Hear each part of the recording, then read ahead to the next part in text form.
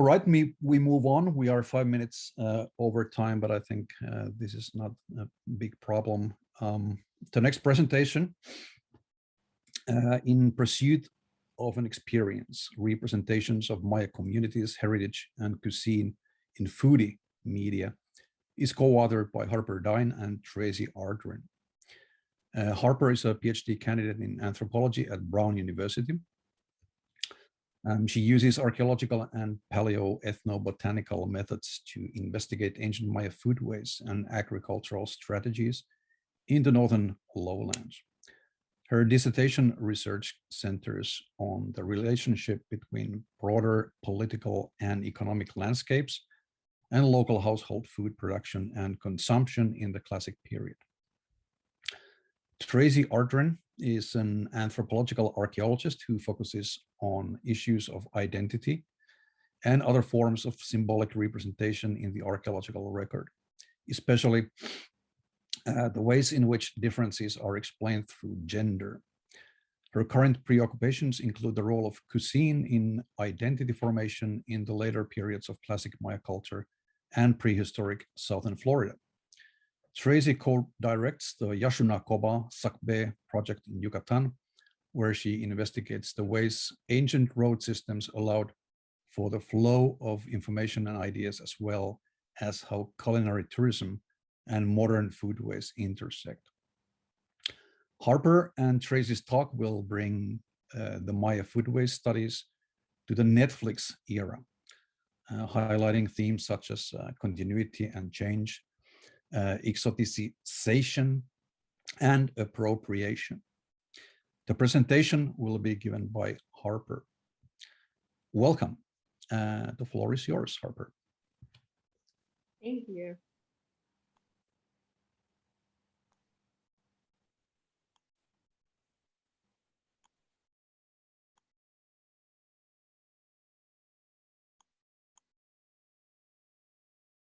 All right, so before I start, I just want to say thank you to the organizers for inviting us to speak here, and also thank you to everyone who is listening.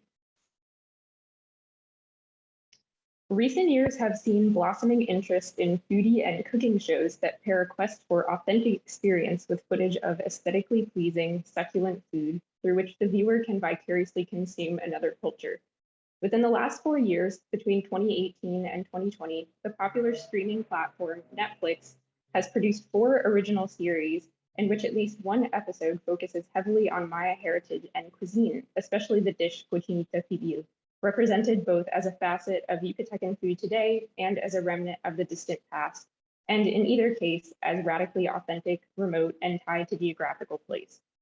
In this paper, we analyze the representation of Yucatec Maya-speaking communities and cuisine in the relevant episodes of these 4 series: Salt, Fat, Acid, Heat, Ugly Delicious, Chef's Table Barbecue, and Taco Chronicles.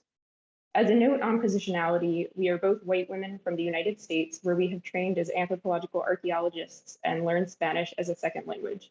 We both research ancient Maya foodways and have enjoyed Maya food during fieldwork and visits to Yucatan, where Ardren has also documented over decades how local communities have navigated the tourism industry and especially culinary tourism.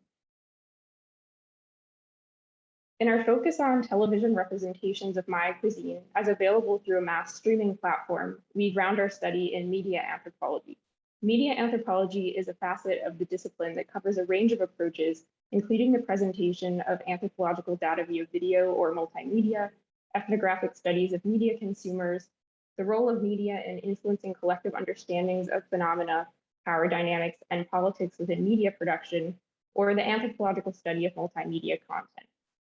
Lutz and Collins' classic study of the periodical National Geographic involved analysis of the magazine's content as well as ethnographic work with creators and readers. Their goal was to understand a multi-directional flow of information, how this publication mediates information about the other for US readers, and what it indicates about US perceptions of the Global South. Particularly useful to the current study was their discussion of image composition and content, some of which can be translated to documentary film.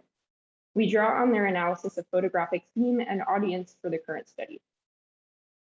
The term foodie has been defined by Kathleen Collins as, quote, a member of a group with a particular set of tastes, interests, and body of knowledge that sets him or her apart from those without. These members have an interest in food beyond merely meeting biological needs. Think of living to eat versus eating to live, end quote. This definition implies a perceived monopoly on the appreciation of social aspects of food, which is a fallacy since food is always wrapped up in culturally contextualized understandings of taste, social nourishment, and meaning. The idea that only foodies appreciate food for more than its biological value implies an evolutionary understanding of food culture, where foodies have acquired a critic's eye that allows them to appreciate certain dishes or cuisines at a level beyond those whose heritage it is. In fact, Vasquez and Sheikh have written that, quote, discourses of authenticity are common ways to claim culinary capital. In other words, having the ability to distinguish real cuisine from an inauthentic and thus inferior version is one way of having specialized knowledge. A very common strategy for claiming expertise, used especially by American restaurant reviewers writing about ethnic cuisines, is mentioning or implying travels to the country from which the cuisine originates, end quote. Similarly, Carano relates foodieism to commodity fetishism, specifically with respect to cuisines of the other. Thus, the term foodie connotes a contradiction between democratization of food discourse through access to online platforms and a highly stratified or hierarchical appreciation for food that is intimately tied to notions of authenticity. For this presentation, we analyze the representation of Yucatec Maya-speaking communities and their cuisine in relevant episodes of 4 Netflix shows that debuted between 2018 and 2020. These were Salt, Fat, Acid, Heat, Episode 3, Acid, Ugly Delicious, Season 1, Episode 2, Tacos, Chef's Table Barbecue, Season 1, Episode 4, Rosalia Chaichuk, and Taco Chronicles, Season 2, Episode 2, Cochinita. We chose these shows because of their recent release dates in the United States, their comparability, all created by Netflix, and their accessibility to a large audience. As of April 2021, 208 million people worldwide were paying for Netflix streaming services, though all Netflix content isn't available to all subscribers at the same time. And within the last 10 years, network or cable TV in the US have lost a significant amount of television consumption from about 90% of all viewership to around 60% to streaming services. At the same time, however, Netflix's paywall and its growing reputation for the production of award-winning series helped to cast these 4 shows as elite foodie media.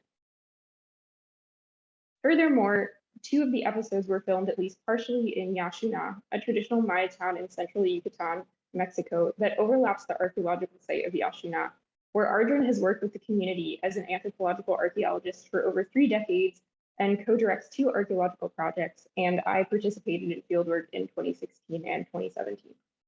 These shows also display a current relevance in their depictions of and connections to recent global food trends and events such as Rene Redzepi's 2017 Doma pop-up restaurant in Tulum, as well as a growing interest in and market for Mexican food as hot cuisine.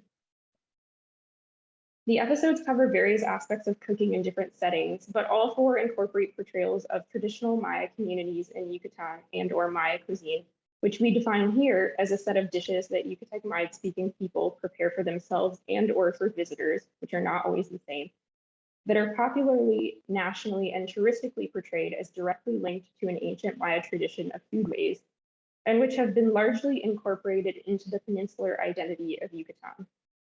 As Ardren has written of meals prepared by a cooperative of women chefs in the town of Yaxuna, quote, while everyone agrees these are Maya foods, many of them are fiesta or ceremonial foods that tourists are able to eat as often as they wish. While the dishes are considered Maya by both visitors and locals, they are not exactly what the Maya people making them eat, end quote. Salt, Fat, Acid, Heat, Episode 3 details the investigations of Chef Samin Nasrat into uses of acid, for example, bitter orange, Melipona honey, in dishes throughout Yucatan. She spends time in markets and visits the town of Tixcacautuyu. Overall, the episode successfully manages to show how a combination of ingredients from Mesoamerica, as well as introduced ingredients, are used to make dishes in contemporary Mexico, while focusing on acid as a component of meals. Ugly Delicious Season 1, Episode 2 follows Chef David Chang along with food critic Peter Meehan and writer Gustavo Arellano as they discuss the history of tacos as well as their iterations in the United States and Mexico. The episode also pivots to focus on members of Renee Redzepi's Noma pop-up restaurant in Tulum, especially Chef Rocio Sanchez, and their visits to Yaxuna, where they discuss Maya cuisine and the goals of the pop-up. Chef's Table Barbecue Season 1, Episode 4 is a portrait of Chef Rosalia Chaichuk of Yaxuna, focusing on her professional endeavors, including the business she runs cooking for tourists, her experience presenting at the Tabasco Festival del Chocolate, and her participation in the Noma pop-up. The episode includes commentary from chefs Ricardo Munoz and Roberto Solis.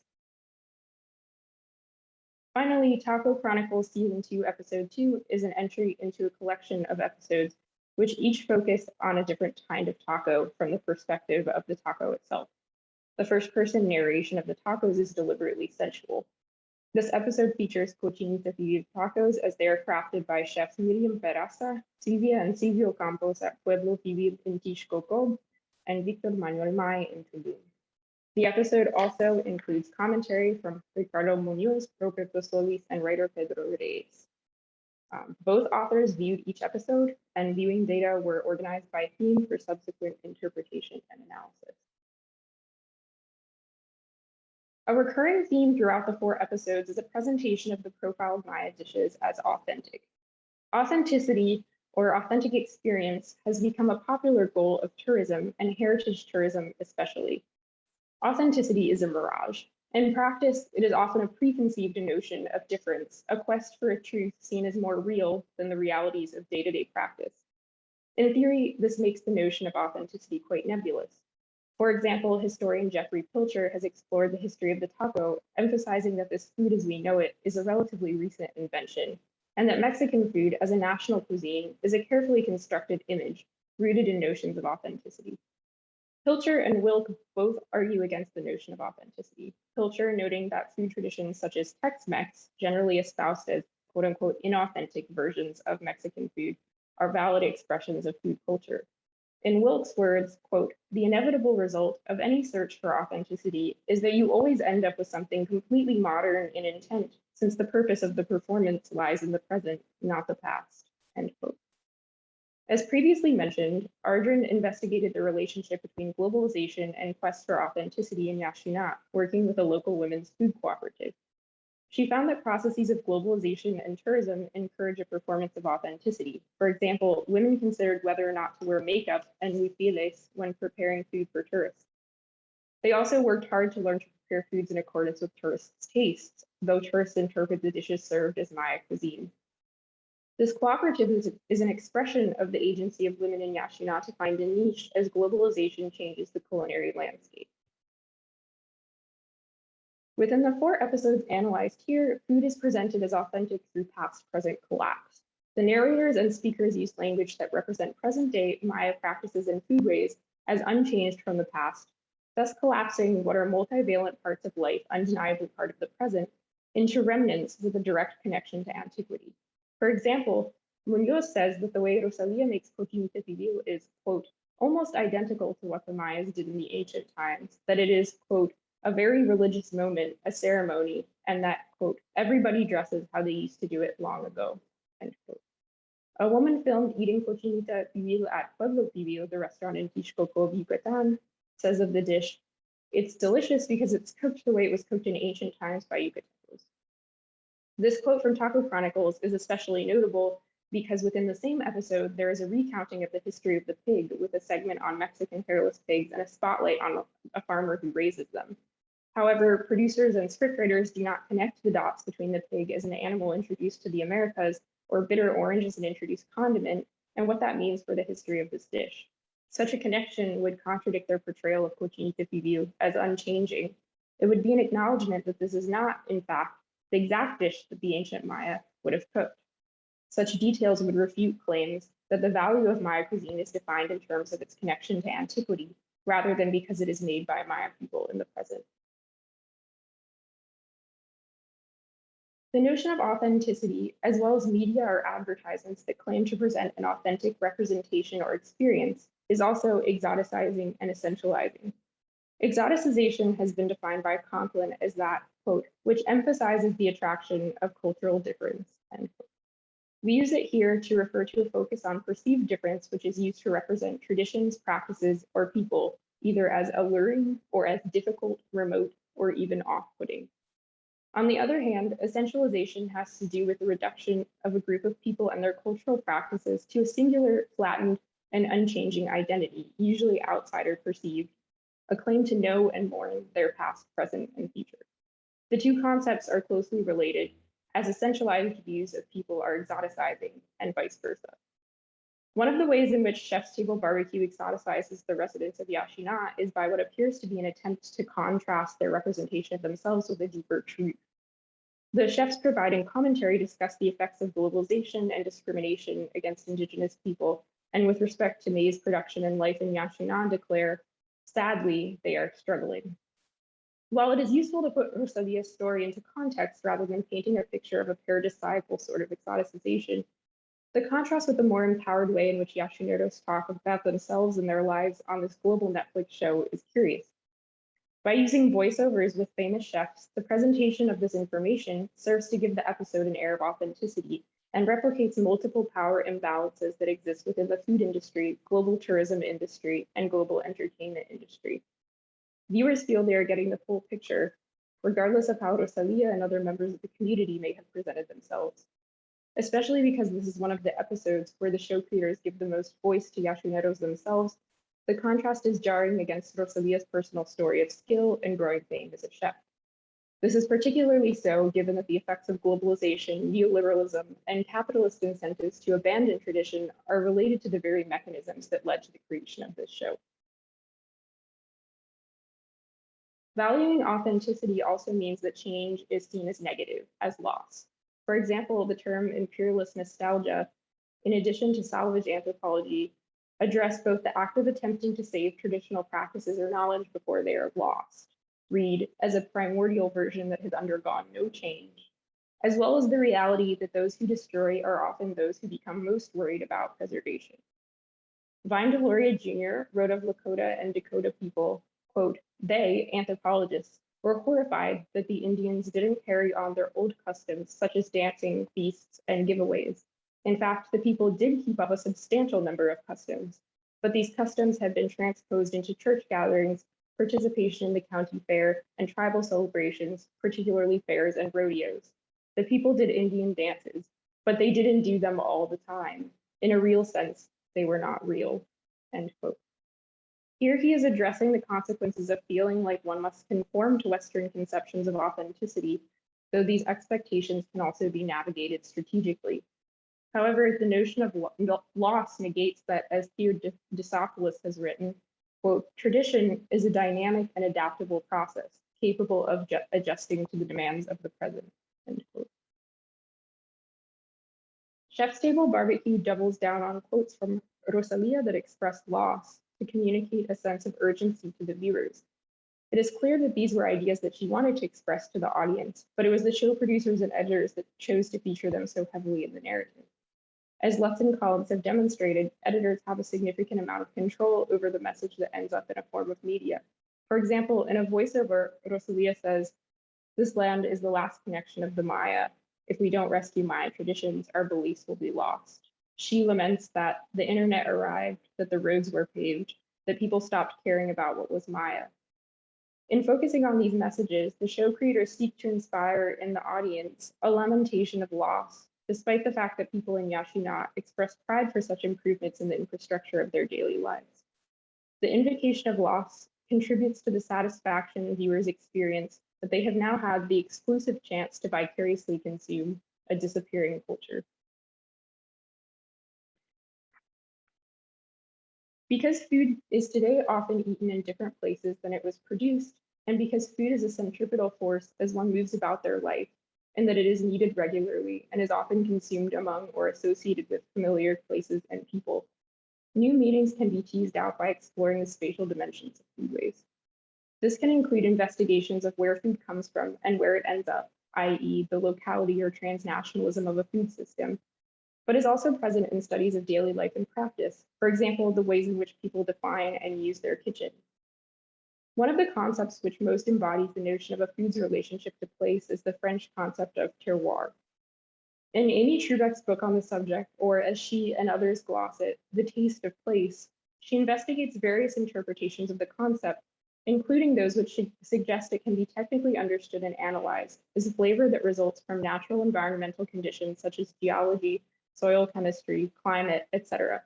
However, throughout the book, Trubeck shows that the concept also encapsulates cultural phenomena, without which it falls flat, specifically the notion of place as a cultural and lived experience of landscape and traditional relationships to it. It is in its exclusionary application, though, that the concept picks up notions of authenticity.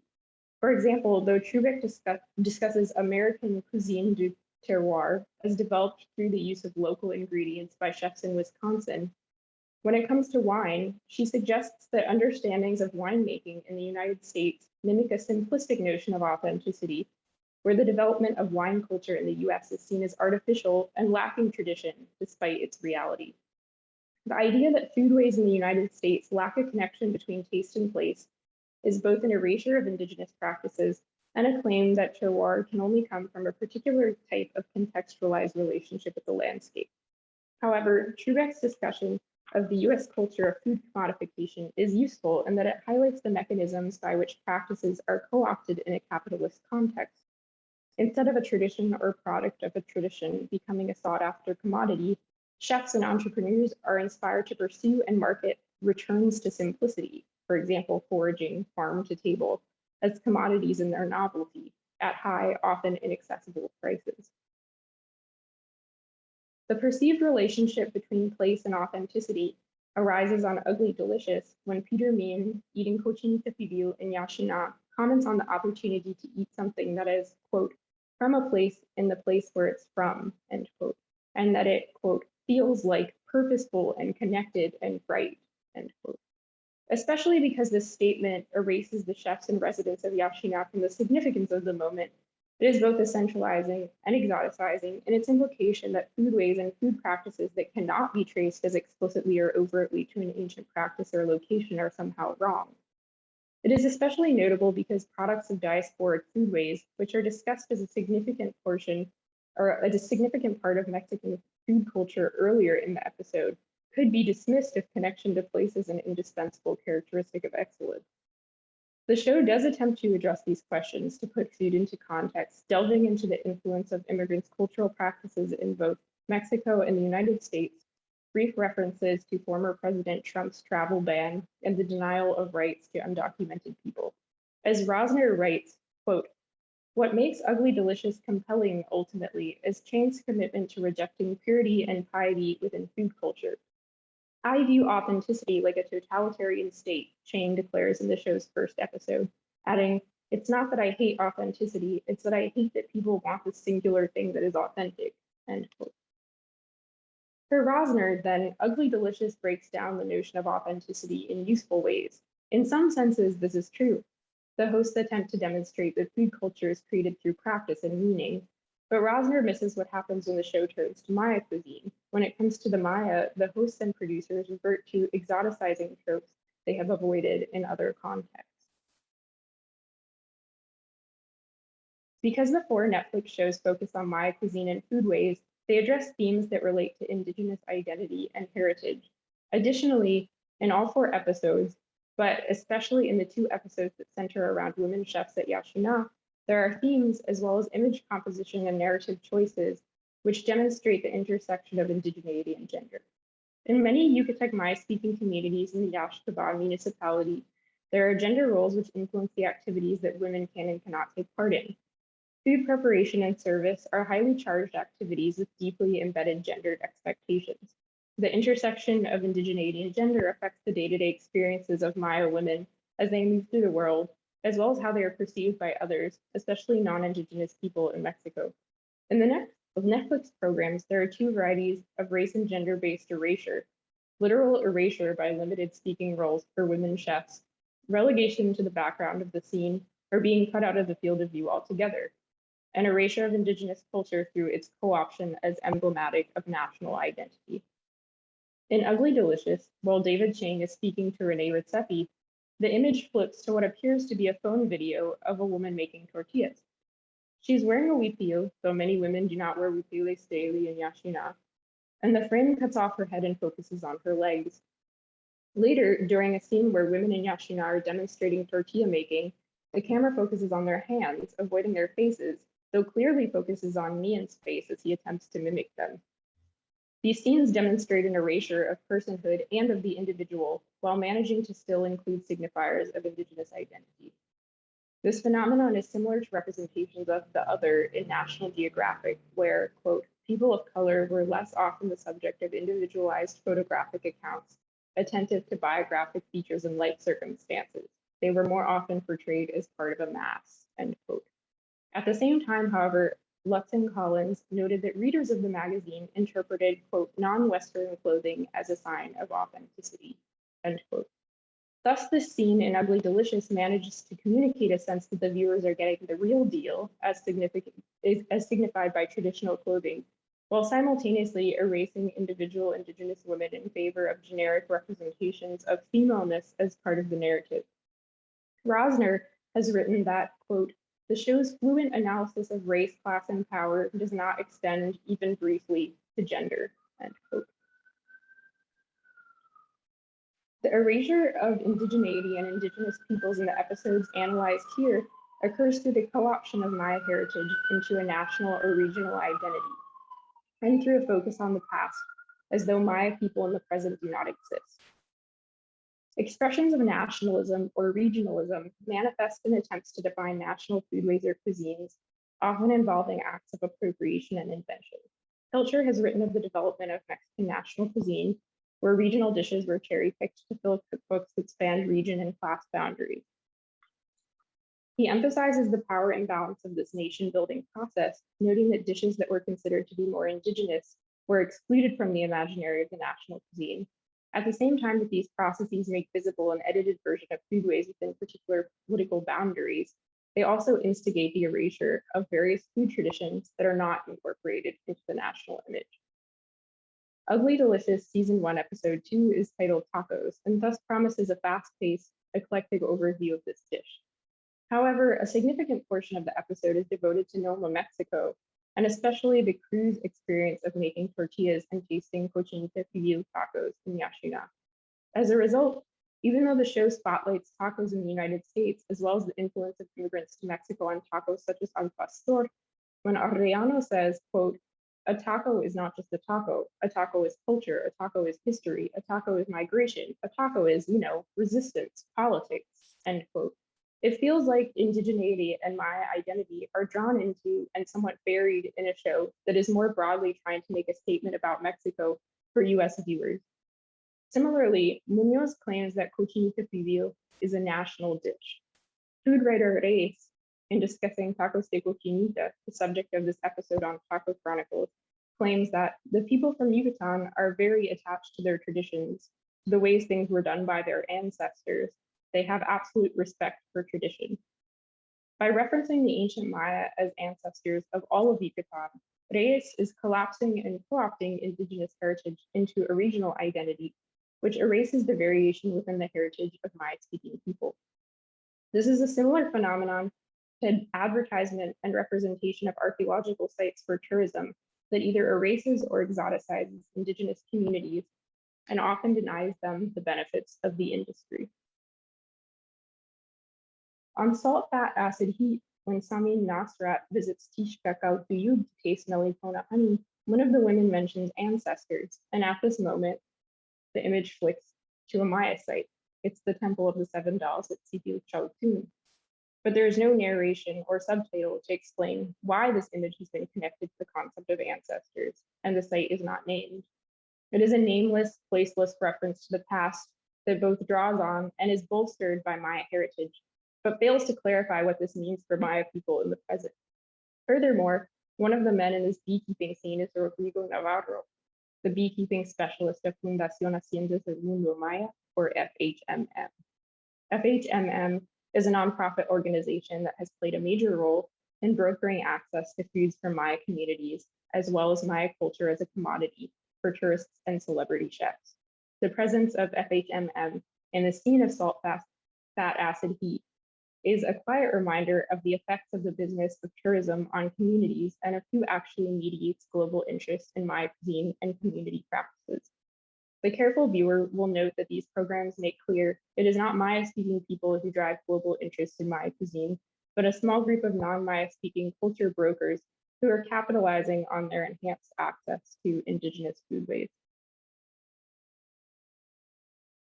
The 4 episodes of Netflix-produced shows analyzed here were created primarily to entertain and captivate an audience of foodies and tourists. Taken together in their presentation of Maya cuisine, they catch themselves in multiple contradictory narratives, creating a set of tensions that cannot be resolved without a more critical analysis. The first tension is between a presentation of Maya cuisine as unchanged from the ancient past and an omission of Maya-speaking people in the present.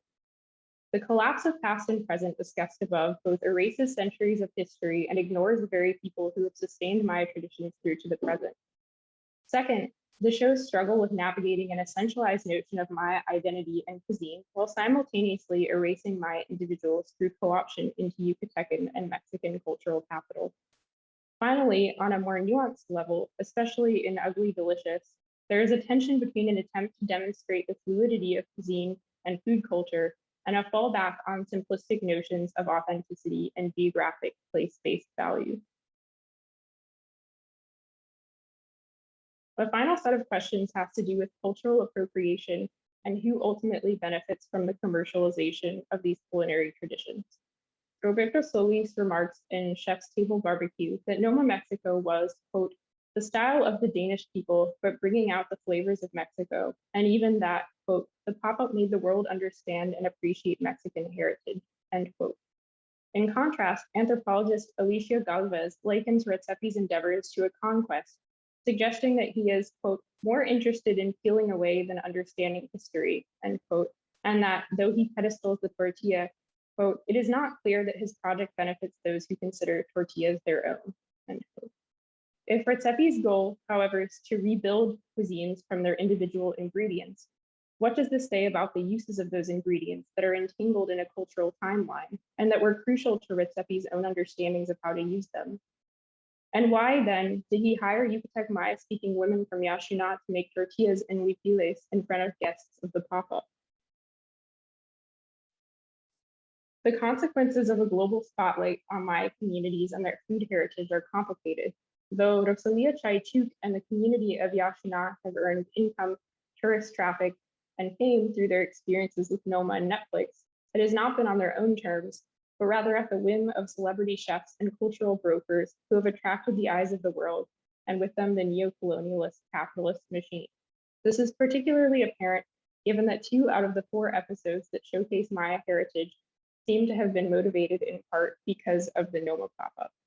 At its core, it is an extractive endeavor where well-off diners are fed and viewers feed their eyes on someone else's culture, and Maya-speaking people find new ways to navigate these results of globalization and the commodification of their heritage. The representations of Maya cuisine and heritage on the episodes of Netflix series addressed in this paper are part of a growing interest in heritage tourism and authentic experience. Though the shows sometimes manage to present foodways as fluid and practice-based, when it comes to Maya communities and their heritage, they do not avoid the exoticizing and essentializing pitfalls of timelessness, authenticity, nostalgia, or rootedness in geographical place. At the same time, in many cases, they fail to acknowledge Maya-speaking people as individuals or their role in the continuities of Maya cultural heritage. The messaging is curated toward an assumed audience and their relationship with the content, meaning that what is Maya is presented as other, even as it can be hungrily consumed on one's couch. Thank you.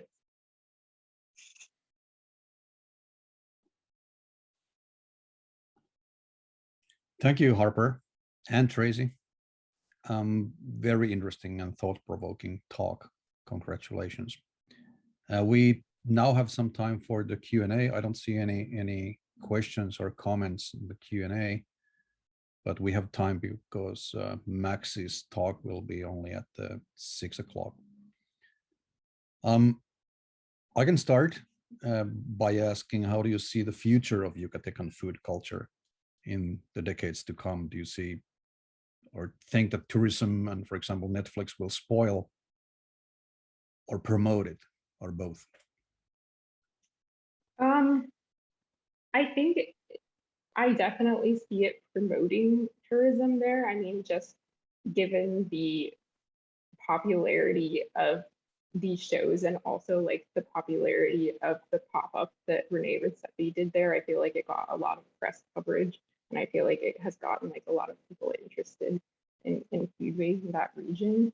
But then again, like given the complexities of the effects on local communities, I don't know whether or not you could necessarily designate like what that means for everyone. I think it's like it has some benefits, but it's definitely problematic in the fact that it's sort of like outside interested parties that are motivating these processes and less often like communities themselves. Good. When it comes to terminology, it's interesting. Claudia and Veronica were saying yesterday that there is no authentic Mexican food. There's only traditional and less traditional food, for a lack of a better term. Obviously, you touched this a bit in your talk, but what's your take on the idea of elastic indigenous cuisine that is kind of free to take influences from all over, as I think these cultures have been doing for generations or thousands of years? So Yeah, what does authentic mean unchanged? I think that, oh, sorry. No, go ahead. I was just going to say that I think that like cuisine itself as a concept is so elastic. Like, I mean, if you try to define it, you have to draw on all of these definitions of like culture and food culture and practice-based like definitions of what that actually means.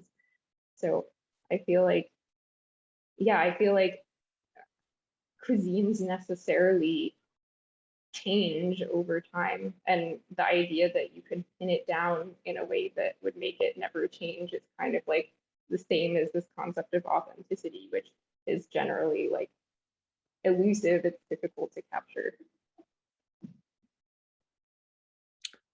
Okay, we have a question from Miguel. First of all, amazing talk. I have a question. Do you explore ethical and moral factors about Netflix with regards to the profit that these companies generate? Do they pay to these Maya people for record a kind of compensation? How many profit, I guess, how much money they generate versus the compensation for these people that show the preparation of food. And Yeah, thank you, an amazing presentation, thank Miguel. you. And thank you for your question. We haven't investigated like the specificities of how much money is actually being made on either side. But I definitely think that going deeper into like the ethics of the specific amounts of profit, because obviously like communities are profiting sort of like in general from like the fact that people are getting interested and then people are going to like visit towns like Yashina and eat food there and things like from these Netflix shows. But I would imagine that the profit of Netflix as a giant company is quite great. But yeah, that's definitely something that we are interested in looking into further. So thank you. Thank you. And I think Max has a question. At least he sent me a message that he might want to open the mic and ask a question. Hi, Harper. Thanks for the good talk. I really enjoyed it. I was wondering, in the same way that there's currently a movement towards doing, community engaged archaeology or anthropology, I wonder if there would be a path to basically take this a step further and do a community engaged food show that could be even produced through an entity like Netflix. Is that something you think would be worthwhile exploring as an option, where the keys to the entire creation of the show would be handed to the community to do it what they would like, and where people of the community would be hired and benefit monetarily from it? Yeah, I think that that's a really good idea, and I definitely think that there could be a path to it just based on like research like Tracy's article about the food cooperative at Yashina that was created by women there. And I think like taking an approach that definitely gives more leeway to like the narrative that local communities want to tell, and also the ways that they want to present their foodways and cooking. And there's also like there is some like media anthropology scholarship about like what it really means for like indigenous production of media, like who has control, like whether or not that's like ownership of the production company, whether or not that's like being the producer, being the person that like writes the script or whatever. So I feel like, yeah, there's like a lot of different ways that you could think about how you could actually make it a greater benefit to communities, and also allow them to be able to control the narrative more. Thanks. There's a question from Jim. Why we do not find tamales on most Mexican restaurants or restaurant menus in the United States? I'm not sure that I know the exact answer to that question, but I would posit a guess that it has to do with like the US imaginary of what Mexican food is, and what people expect to find when they walk into a Mexican restaurant in the United States. Yeah, that probably makes sense. I read a book on, it was touching the idea of where does chile con carne come from? And some of the dishes that come from Chihuahua or anywhere northern Mexico are not considered real Mexican food in the US. So there's something interesting there as well. There's a comment from Meredith saying, I wish many more Netflix viewers could have seen your talk, Harper. Excellent work. I think we can now thank Harper again and have a 10-minute break.